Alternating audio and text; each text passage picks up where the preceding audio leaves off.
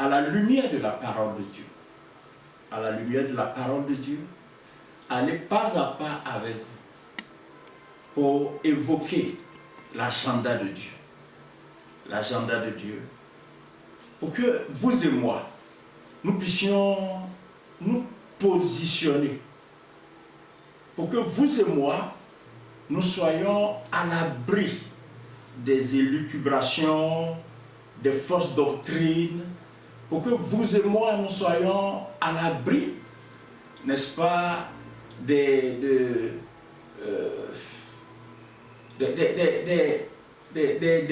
idées qui n'ont aucun fondement biblique. Pour que vous et moi, nous soyons fondés dans la parole de Dieu. Parce que, souvenez-vous, Jésus a parlé de deux maisons, dont une est bâtie sur le sable et l'autre bâtie sur le roc. Et il a dit que la maison qui est bâtie sur le roc, peu importe les vents, les tempêtes, les orages, cette maison demeure inébranlable. Parce que son fondement est un fondement solide. Plus que jamais, l'Église, le peuple de Dieu, les enfants de Dieu, plus que jamais, nous devrons être fondés sur la parole de Dieu. Il n'y a pas de meilleur fondement. Nous ne pouvons pas trouver un autre fondement qui puisse nous aider à résister, n'est-ce pas, à cette tempête qui frappe le monde entier. C'est la pandémie qu'on appelle Covid-19. Donc, il n'y a rien qui puisse nous servir de refuge. Il n'y a rien qui puisse nous servir de fondement comme la parole de Dieu. C'est pour cette raison, ce soir, je voudrais introduire cette série d'études sur l'agenda de Dieu. Ça va être très, très, très important. Tout ne sera pas dit ce soir. Je précise que je vais introduire ce soir. Mais justement, comme tout ne sera pas dit ce soir, j'anticipe pour vous dire, restez fidèles. Fidèles à cette série d'études, cette série d'enseignements que nous allons avoir. Où que vous soyez en ce moment, que vous soyez ici en France, à Londres, au Cameroun, en Côte d'Ivoire, aux États-Unis, en Asie, en Afrique centrale, où que vous soyez, je vous salue et je vous invite à être fidèles, fidèles à cette série d'enseignements que nous allons avoir. Je parlais de l'agenda de Dieu. Quand on parle d'agenda, vous et moi, nous le savons, on parle de ce qui comporte un ensemble de choses que l'on a planifié de faire, un ensemble de préoccupations, de projets, d'événements que l'on planifie d'accomplir, d'exécuter. Et nous avons chacun, en tout cas tous les adultes, ont un agenda annuel, un agenda mensuel, un agenda journalier. Nous avons tous des agendas. Et si nous avons des agendas, croyez-moi, Dieu aussi a son agenda. Dieu a son agenda. Et la Bible nous enseigne cela. Souvenez-vous que au lendemain du péché, dont l'humanité s'était rendue coupable à travers Adam et sa femme, Dieu avait promis ceci. Dieu avait dit, en Genèse chapitre 3, au verset 15, Dieu avait dit que la postérité de la femme écraserait la tête du diable. Mais au fond, en le disant, Dieu était en train de révéler un aspect de son agenda futur. La postérité de la femme en question n'existait pas au moment où il parlait de cela. Mais il était en train de dire, au diable, à travers le serpent, donc il était en train de dire au diable que la postérité de la femme écraserait sa tête un jour. Et cela faisait partie de son agenda futur. Et il y a plusieurs textes dans la Bible qui nous permettent de comprendre que Dieu a un agenda et que Dieu suit fidèlement son agenda. En réalité, tout ce qui se passe, et au fur et à mesure que nous avancerons dans cette étude, vous comprendrez que, en fait, Dieu suit un agenda. Dieu suit un agenda. La Bible dit que pendant le déluge, le déluge a été un événement des plus catastrophiques, des plus dramatiques. Mais la Bible dit que pendant le déluge, Dieu était assis sur son trône. C'est-à-dire, il avait le contrôle des choses. Et le déluge n'a pas détruit le plan de Dieu. Le déluge a été ravageur. Cependant, le plan de Dieu a suivi son cours. Alors, Dieu tient un agenda. Et ce soir, je voudrais que nous avancions, que nous comprenions comment fonctionne l'agenda de Dieu. Qu'est-ce qui me permet de dire qu'il a un agenda? Voyez-vous, par exemple, quand Dieu appelle Abraham, Dieu dit à Abraham que sa postérité sera esclave en Égypte pendant 400 ans. Ça, comment cela a pu être dit? Et parce que Dieu a un agenda. Et les choses se sont passées exactement comme Dieu l'a dit. Peu avant la captivité babylonienne, Dieu avait suscité des bouches prophétiques. En l'occurrence, Jérémie, par qui il a averti le peuple de Juda en leur disant qu'il serait amené en captivité. Nous sommes aujourd'hui en 2020 et nous savons que cette captivité a eu lieu. Cette captivité a eu lieu en 606 avant Jésus-Christ. Et la même bouche prophétique qui avait prédit la captivité en 606 avant Jésus, cette même bouche prophétique, Dieu l'a utilisée pour prophétiser la fin de la captivité, donc à la fin des 70 ans. En Jérémie chapitre 29, nous lisons clairement que la captivité devrait durer 70 ans. Jérémie 29, verset 10. Mais comment de telles précisions peuvent être dites alors même que les choses ne s'étaient pas encore manifestées, alors même que les événements en question ne s'étaient pas encore produits? C'est justement parce que Dieu a un agenda. Et j'ouvre une parenthèse pour votre gouverne, j'ouvre une parenthèse pour vous dire ceci. Chaque fois que vous lisez une prophétie biblique ou une promesse biblique, sachez une chose, la promesse ou la prophétie révèle un aspect de l'agenda de Dieu. La promesse ou la prophétie révèle un aspect de l'agenda de Dieu. Donc, les prophéties révèlent un aspect de l'agenda de Dieu. Ainsi, au fur et à mesure que nous avancerons, nous allons pouvoir sonder les prophéties. Nous allons pouvoir sonder les promesses. Et tout cela pour que nous puissions comprendre, apprécier l'agenda de Dieu. Mais surtout, pour que nous puissions savoir à quel niveau Dieu se trouve dans son agenda. C'est-à-dire dans l'exécution de son agenda, à quel niveau il se trouve. Si nous comprenons cela, nous serons en phase avec Dieu. Et nous n'allons pas trembler comme le monde. Nous n'allons pas nous poser des questions à n'en point fini. Nous n'allons pas être là en train de se demander, mais qu'est-ce que demain nous réserve? Non, nous savons ce que demain nous réserve. Parce que Dieu ne nous a pas caché son agenda.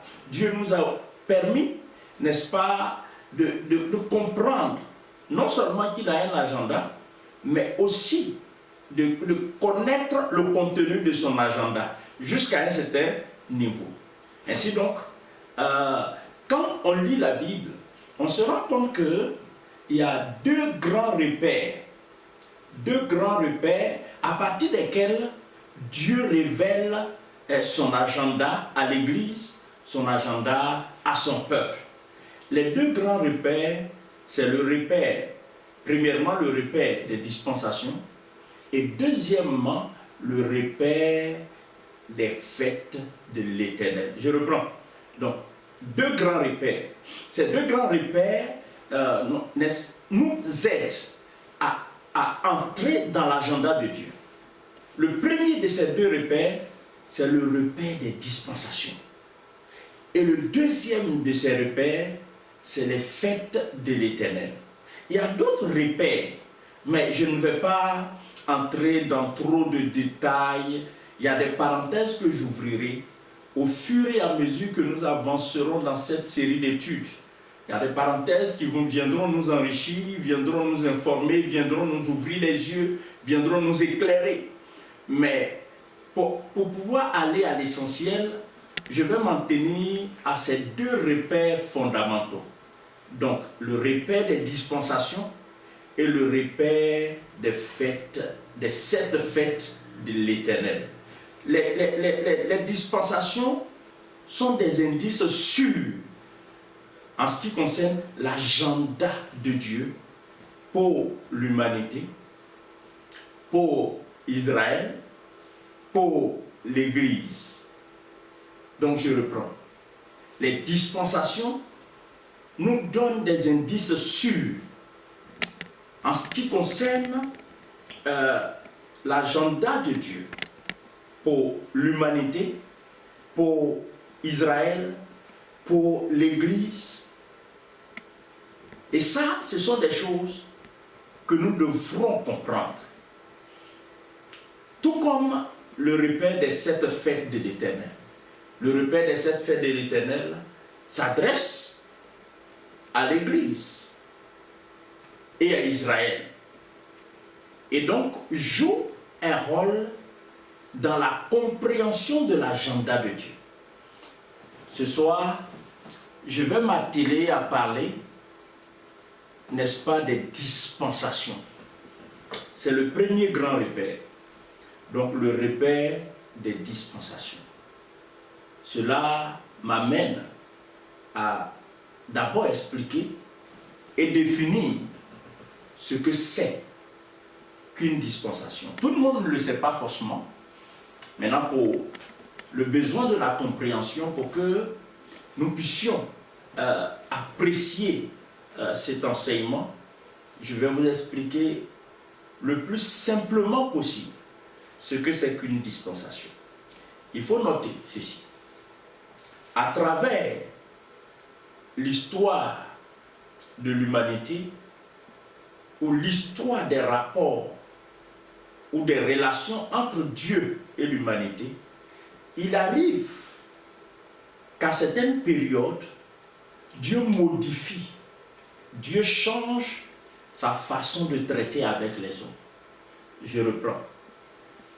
À travers l'histoire de l'humanité, et surtout à travers les rapports et les relations que Dieu initie avec l'humanité, il y a des moments où Dieu change sa façon de faire, sa façon de traiter, sa façon, n'est-ce pas, d'entretenir relations avec les hommes.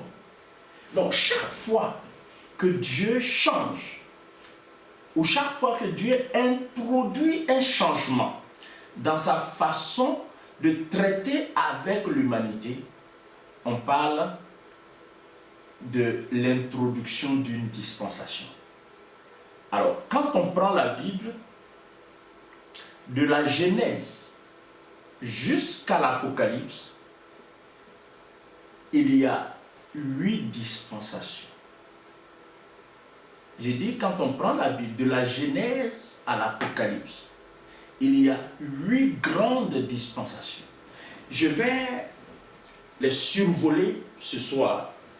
Et puis, le mercredi prochain, je vais approfondir ce sujet.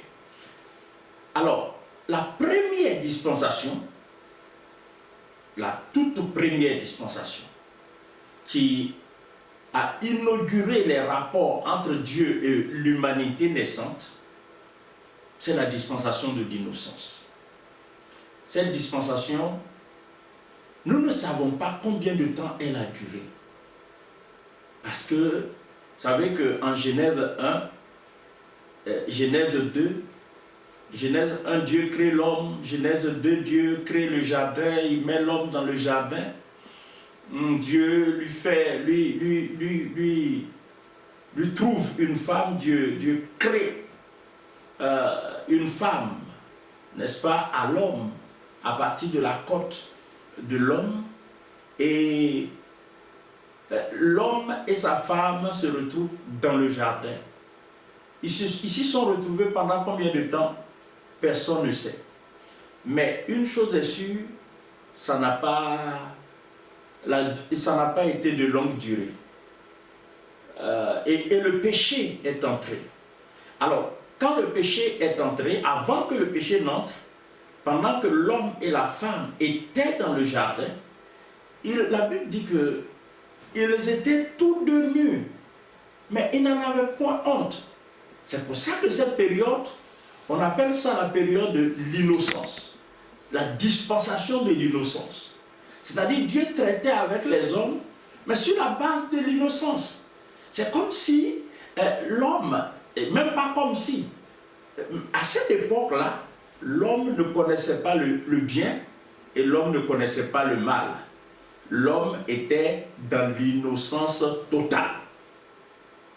Malheureusement, cet état de choses va prendre fin avec l'irruption du péché dans l'humanité. Nous savons tout ce qui s'est passé. Et quand le péché a fait son entrée dans l'humanité, l'homme a cessé d'être innocent. Puisque, au fond, c'est parce que l'homme a mangé le fruit de l'arbre de la connaissance du bien et du mal que le péché est entré dans l'humanité. Donc, en mangeant le fruit de l'arbre de la connaissance du bien et du mal, l'homme est sorti de l'innocence. Donc, Dieu ne pouvant plus traiter avec l'homme sur le fondement de l'innocence, Dieu va modifier, n'est-ce pas, ses rapports avec l'homme. Dieu va modifier sa façon de traiter avec les hommes.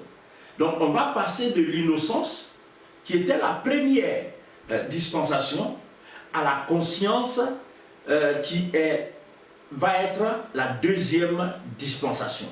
Pourquoi la conscience? Parce que désormais, Dieu va traiter avec une humanité consciente. Une humanité dont la conscience est éveillée au mal. Donc, la première dispensation, je précise que c'est un survol. La première dispensation, c'est la dispensation de l'innocence. La deuxième dispensation, c'est la dispensation de la conscience. Et puis après, il y a la troisième dispensation, qui est la dispensation du gouvernement humain. Du gouvernement humain. La troisième, c'est cela, la dispensation du gouvernement humain. La quatrième, la dispensation de la promesse. La dispensation de la promesse. Pourquoi je survole? Je survole parce que, je vous l'explique rapidement. Je survole parce que toutes ces dispensations-là appartiennent au passé. La dispensation de l'innocence, la dispensation de la conscience, la dispensation du gouvernement humain, la dispensation de la promesse, la dispensation de la loi, qui est la cinquième dispensation. Ces dispensations-là appartiennent au passé. Donc, en fait, comme notre objectif, c'est de comprendre,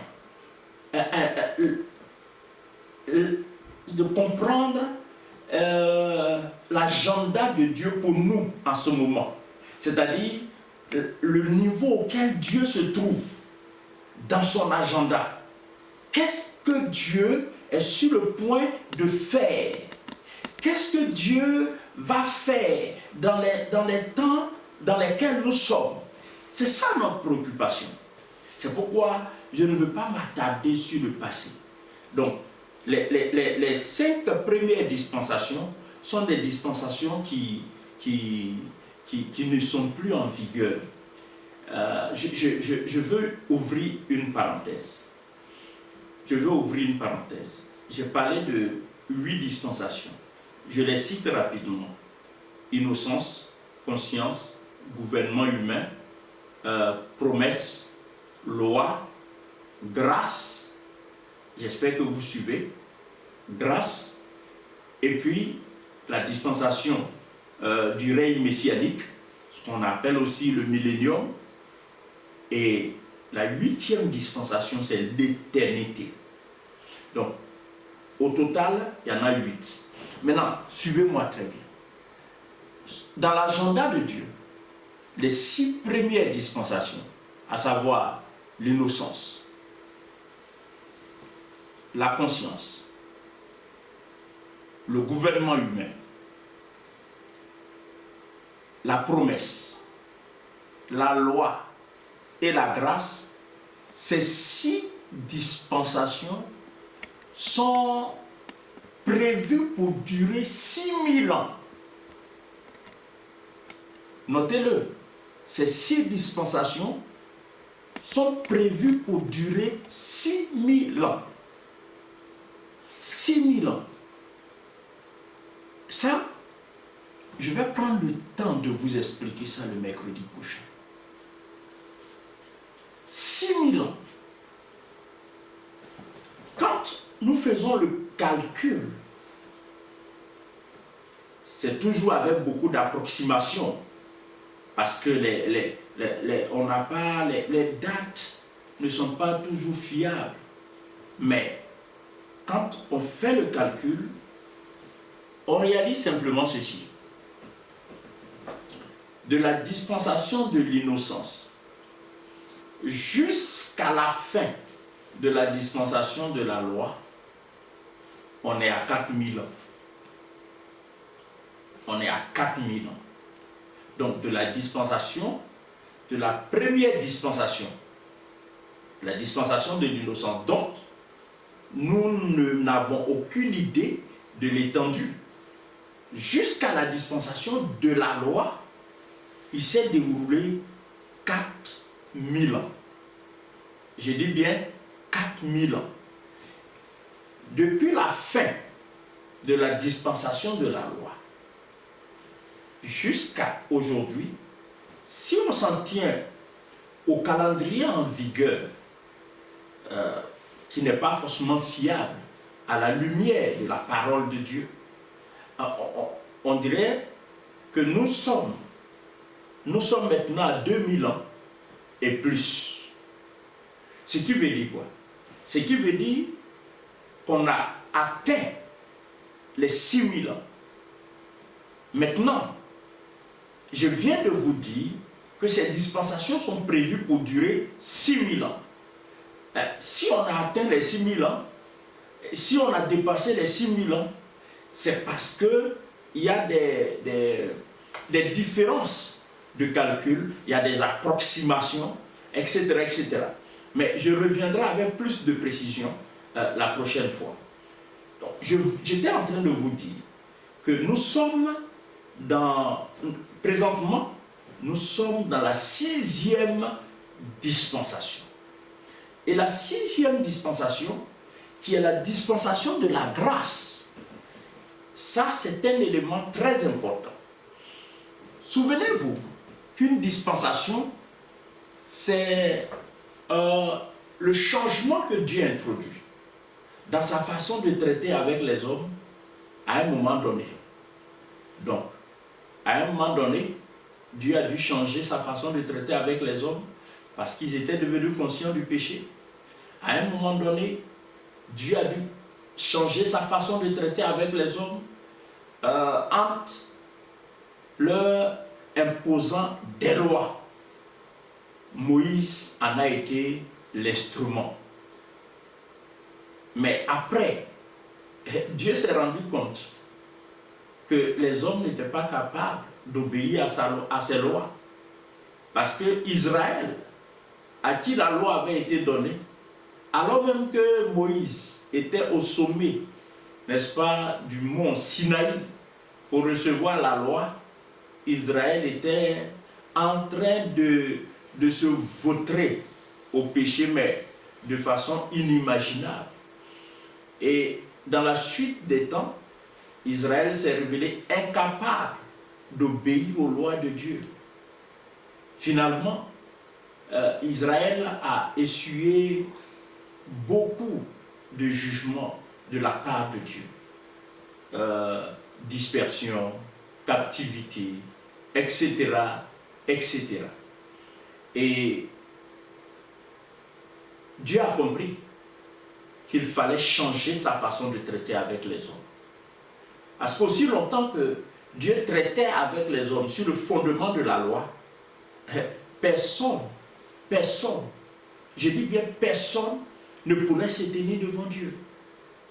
Mais heureusement pour nous, heureusement pour l'humanité, dans son agenda, il avait prévu autre chose que la loi. Et c'est cette autre chose que Dieu avait prévue, c'est la grâce. C'est la grâce. La Bible dit en Éphésiens chapitre 2, verset 8, que le salut vient par la grâce de Dieu, par le moyen de la foi. Donc, et elle est gratuite. Donc, le salut n'est pas fondé sur la loi, elle est fondée sur la grâce. Et cette grâce-là constitue la 6e dispensation. Au regard du temps qui passe, je tiens à vous dire que nous sommes pratiquement à la fin de cette 6e dispensation. En sachant que la 7e dispensation est une dispensation exclusivement messianique. C'est-à-dire, c'est la dispensation de 1000 ans, au cours desquels Jésus va descendre sur la terre et il va régner. Il va régner, il va manifester son autorité et sa souveraineté en tant que roi des rois et seigneur des seigneurs. Donc cette dispensation-là, donc la dispensation du règne messianique et la dispensation de l'éternité, ça c'est deux dispensations exclusivement divines. Donc il faut les écarter. La dispensation donc qui nous concerne, nous en tant que peuple de Dieu, mais nous aussi en tant qu'humanité, c'est la dispensation de la grâce. Et cette dispensation-là, elle tire à sa fin. Nous sommes pratiquement à la fin de cette dispensation. Pourquoi? Regardez. La dispensation de la conscience a duré 1656 ans. La dispensation de la conscience.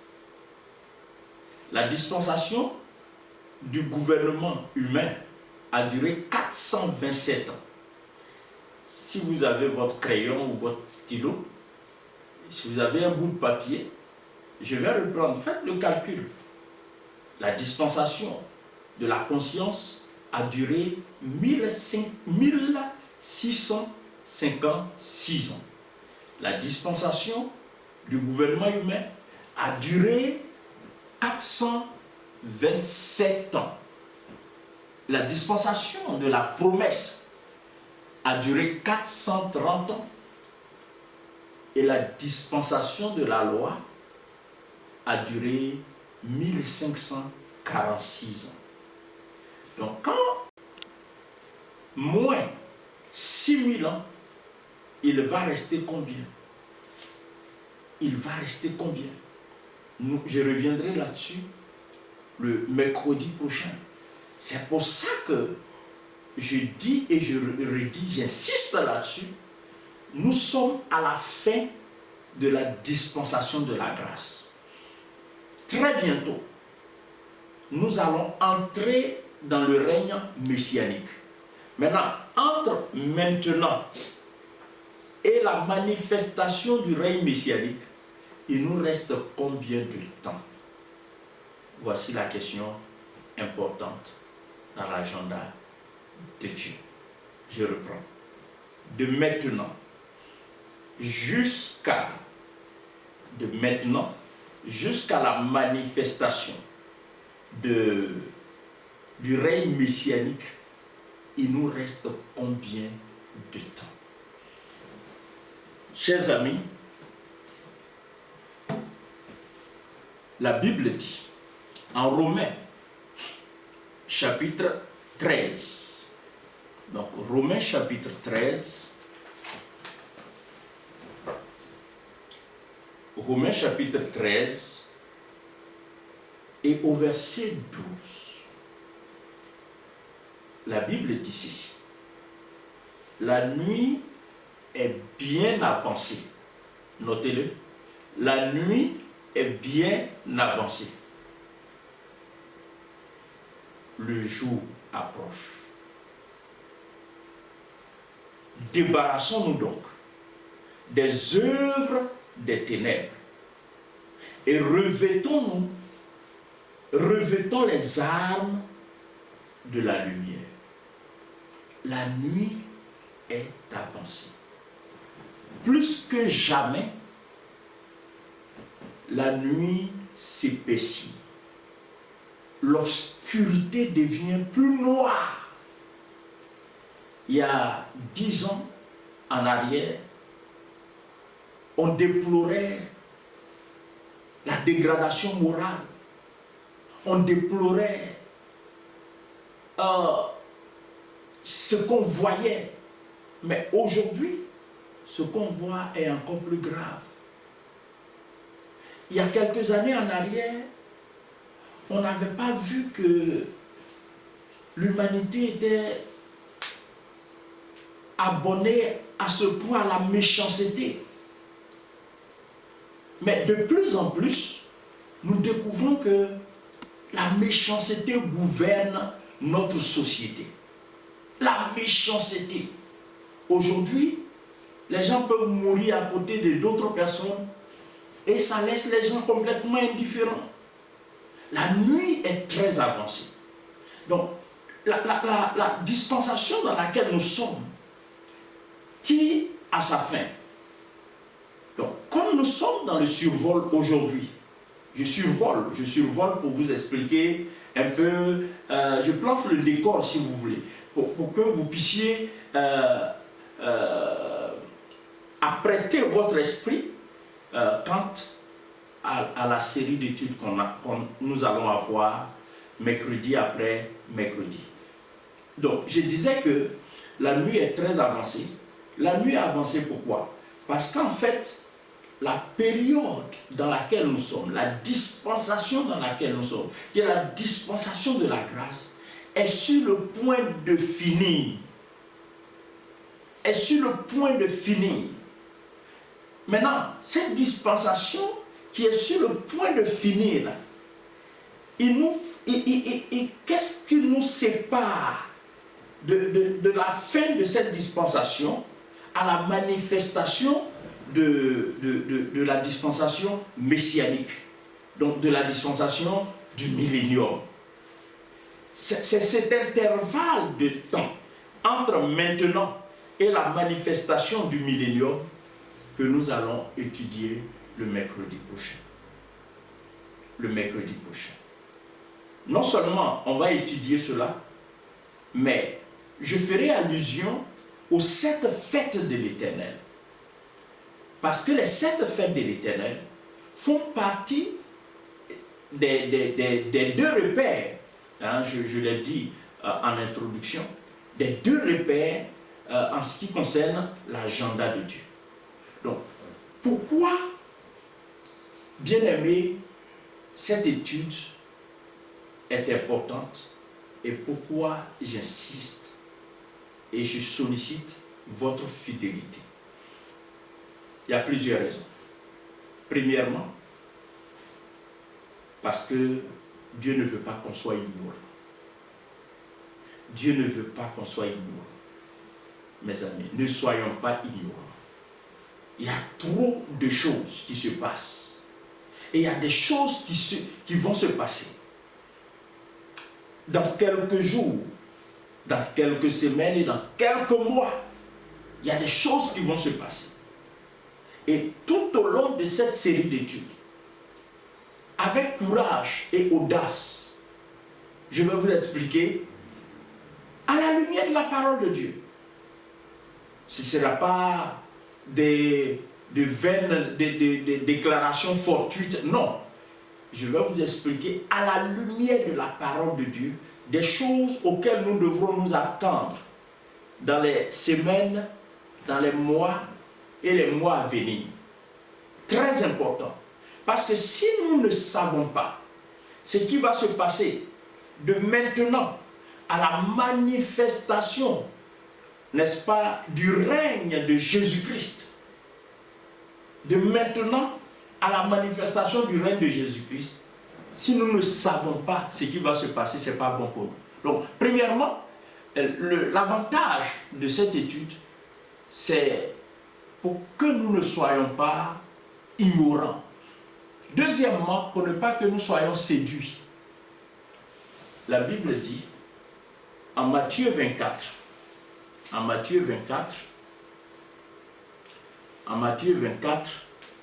au verset 4 et 5, il est dit, prenez garde que personne ne vous séduise, car plusieurs viendront sous mon nom, disant c'est moi qui suis le Christ. Et ils séduiront beaucoup de gens. La séduction prospère, n'est-ce pas, dans des moments comme celui-ci, où les gens sont désemparés, où les gens se posent 1001 questions. C'est là que vous allez voir, des gens vont faire des rêves, des gens vont avoir des visions, des gens vont avoir tout ce que vous pouvez imaginer. Mais vous savez quoi? Nous, en tant que chrétiens, nous ne basons pas nos vies sur des rêves, nous ne basons pas nos vies sur des visions des gens, même si c'est des hommes de Dieu. Ce n'est pas les visions d'un homme de Dieu qui constituent le fondement de ma foi. Les visions, les rêves d'un homme de Dieu ne doivent pas constituer le fondement de ta foi. Ma foi et ta foi doivent être fondées sur la parole de Dieu. Sur la parole de Dieu. Parce que la Bible dit que tout va passer, sauf la parole de Dieu. Donc, la deuxième raison qui justifie le bien fondé de cette étude, c'est ça. Nous mettre à l'abri de la séduction. Nous mettre à l'abri de la tromperie. Nous mettre à l'abri des fausses doctrines. Très important. Et puis, en troisième position, cette étude va raffermir notre foi. Et en quatrième position, cette étude va nous aider à comprendre que Dieu suit son agenda. Et comme nous avons notre place dans l'agenda de Dieu, donc on va se fier à Dieu, on va s'en remettre à Dieu.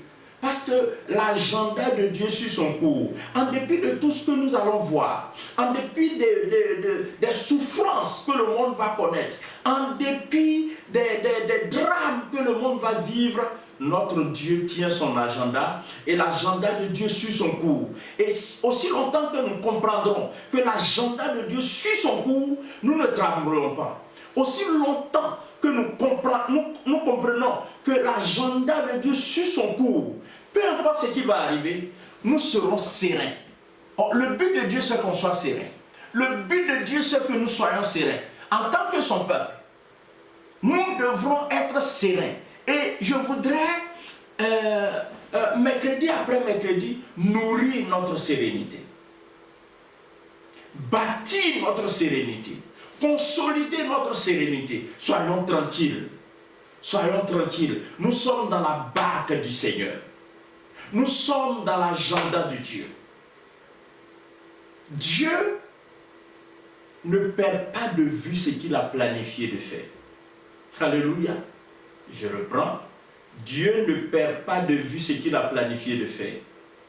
Il peut y avoir des drames de tous les genres. Il peut y avoir des souffrances. D'où qu'on se tourne. Le spectacle d'ailleurs auquel il nous est donné d'assister depuis quelques jours est tellement dramatique, est tellement terrifiant. Cependant, l'agenda de Dieu suit son cours. Dieu poursuit son agenda. Et nous devrons faire confiance à l'agenda de Dieu. L'homme ne contrôle pas l'agenda de Dieu, mais Dieu contrôle son agenda. Et les circonstances dans lesquelles nous sommes n'affectent pas l'agenda de Dieu. C'est pourquoi, bien-aimés, je voudrais vous encourager ce soir.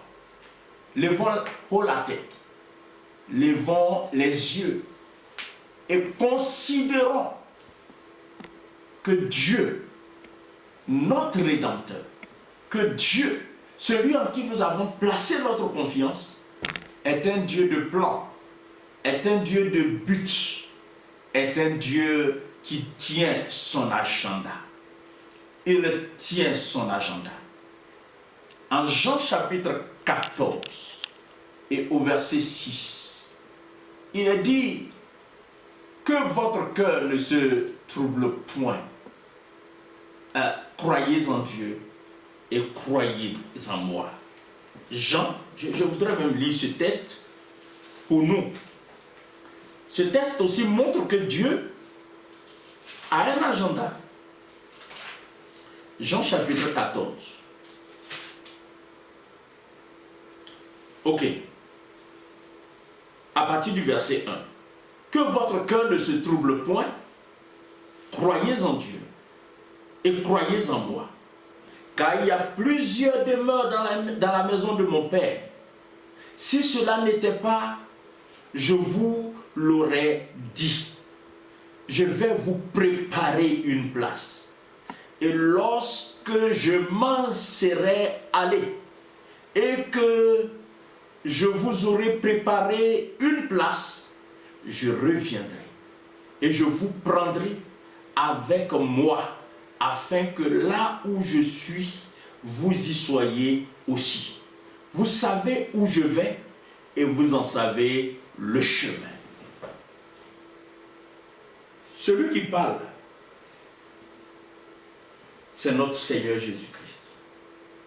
Il parle en fonction de son agenda. Vous savez que en Matthieu 24, le Seigneur avait dit qu'il se passerait des choses douloureuses. Le monde vivrait des choses douloureuses. Et le Seigneur a dit, mais ce ne sera pas encore la fin. Pourquoi il dit ce ne sera pas encore la fin? Parce que dans son agenda, il y a des choses qu'il a prévu faire. Dans son agenda, il y a des choses qu'il a prévu faire. Bien aimé, j'ai dit tout cela pour introduire la pensée de Dieu concernant son agenda.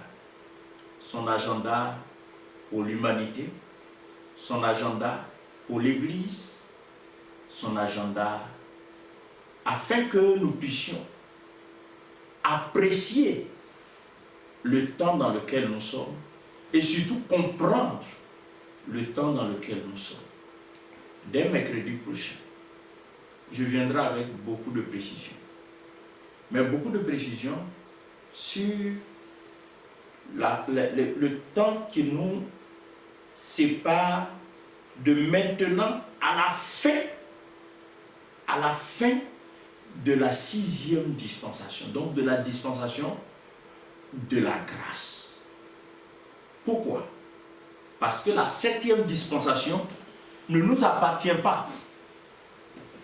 La 7e dispensation, là, c'est la dispensation messianique ou le millénium. C'est pas pour nous. Quand je dis c'est pas pour nous, ça veut dire quoi? Ça veut dire qu'elle est exclusivement messianique. Nous serons avec le Seigneur. Mais c'est pas, je veux dire, cette dispensation n'offrira aucune occasion de salut à qui que ce soit. Donc, ce qui est important pour nous, c'est de savoir qu'est-ce que le Seigneur va faire de maintenant. Nous sommes en mars 2020. De maintenant jusqu'à ce que Jésus revienne, établir son règne messianique, qu'est-ce qui va se passer? C'est ce que nous allons voir le mercredi prochain. Je voudrais vous dire merci d'avoir été attentif et surtout vous dire merci de partager cet enseignement pour que ce ne soit pas seulement nous, mais que ce soit le corps de Christ dans son ensemble. Donc partagez avec vos amis, partagez avec vos parents, partagez avec vos connaissances. Parce que nous n'avons pas le droit d'être ignorants. Le diable va surfer sur l'ignorance de beaucoup de personnes pour s'aimer le trouble dans leur cœur, pour s'aimer la panique dans leur cœur. Or, Dieu ne veut pas que nous soyons paniqués. Dieu ne veut pas que nous soyons dans la peur. Dieu ne veut pas que nous soyons apeurés. Nous devrons manifester de la sérénité parce que notre vie est fondée sur la parole de Dieu. Que la grâce de Dieu soit votre partage et que Dieu protège nos vies, que Dieu protège nos familles, que Dieu nous donne de nous attacher plus que jamais à lui, que Dieu nous donne de voir son agenda se manifester. Que Dieu vous bénisse. Soyez bénis. Soyez bénis. Soyez bénis.